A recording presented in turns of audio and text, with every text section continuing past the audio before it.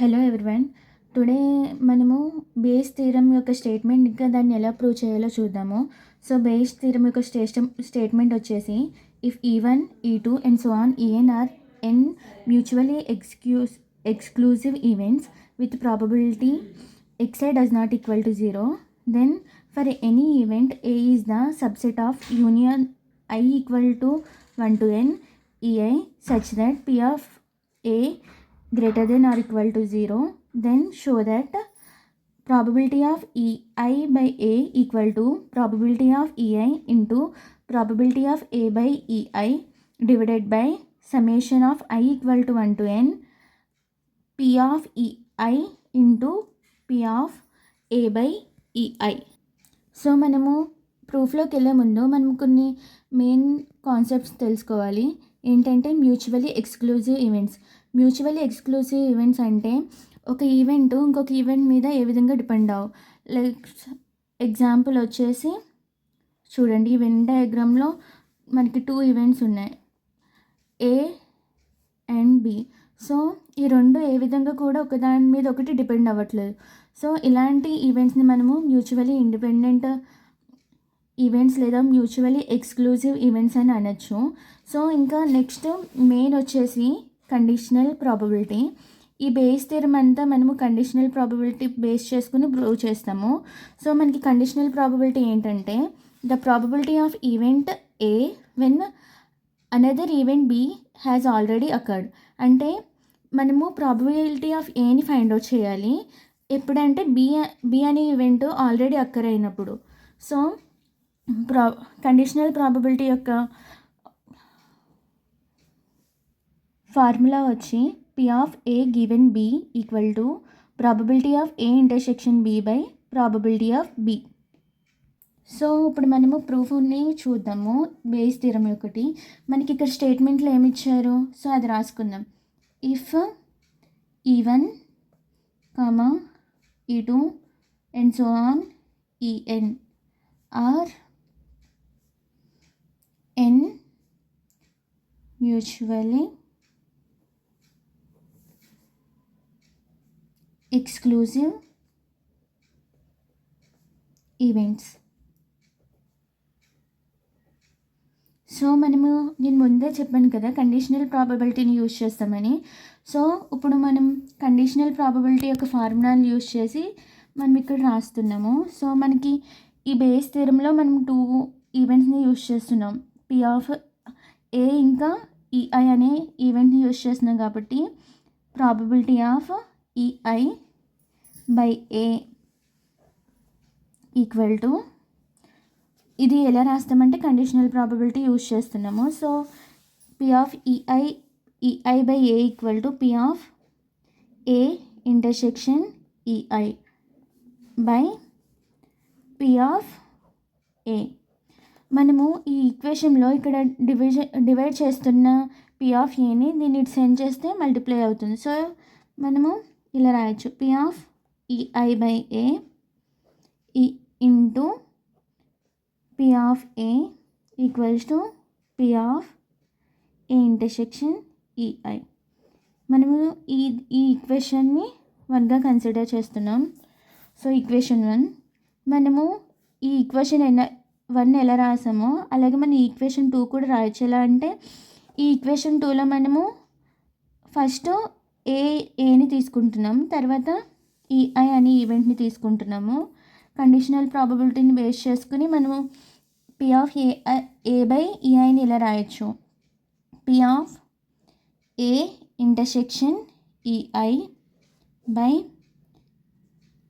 P of ei. So again మనం ఇక్కడ division చేసేదాన్ని ఇటు సెండ్ చేస్తే మల్టిప్లై చేస్తుంది. P of A by ei into P of ei equals to P of A intersection ei. దీన్ని equation 2గా consider చేస్తున్నాం. So ఇప్పుడు నెక్స్ట్ స్టెప్ వచ్చేసి మనము ఈ ఈక్వేషన్ కన్సిడర్ చేస్తున్నాము. ఈ ei by A equals to P P of A intersection EI by P of A.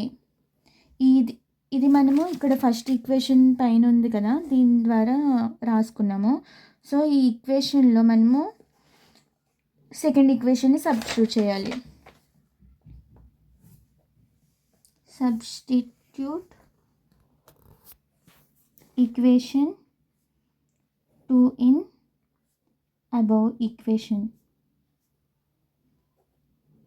So P of EI by A equal to మనకి ఏమొచ్చింది, P of A intersection EI అంటే P of A by EI into P of EI. So దీన్ని మనం ఇక్కడ substitute చేస్తున్నాం. So P of A by EI into P of EI. So divided by P of AI.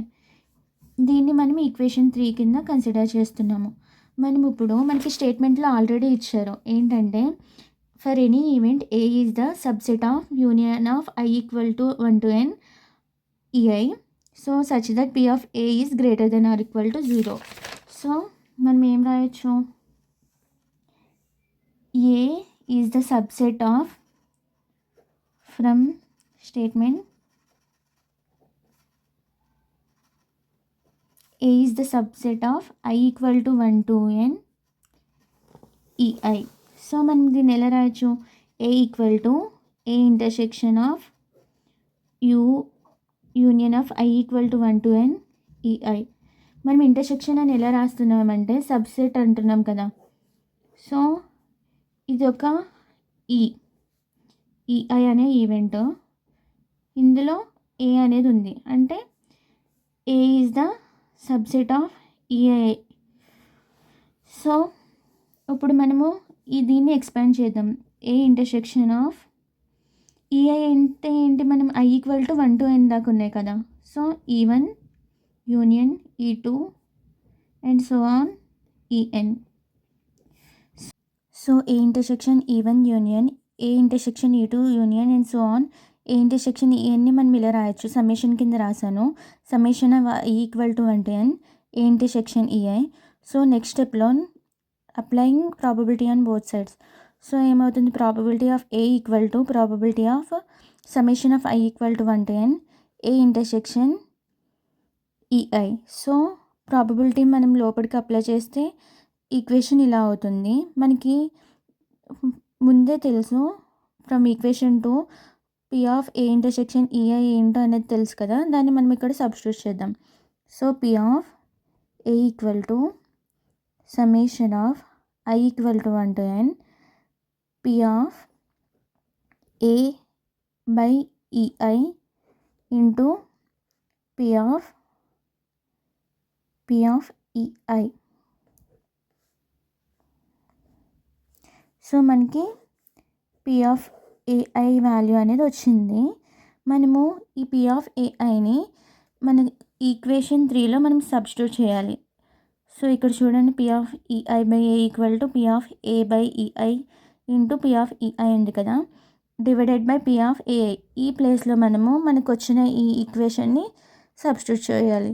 So equation 3 implies probability of EI by A equals to probability of A by EI into probability of EI by summation of I equal to 1 to n P of A by EI into P of EI.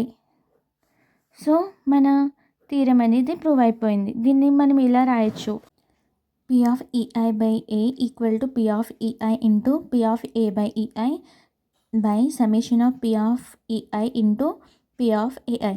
Hence prove. ఇది మనం prove చేయవలసిన statement.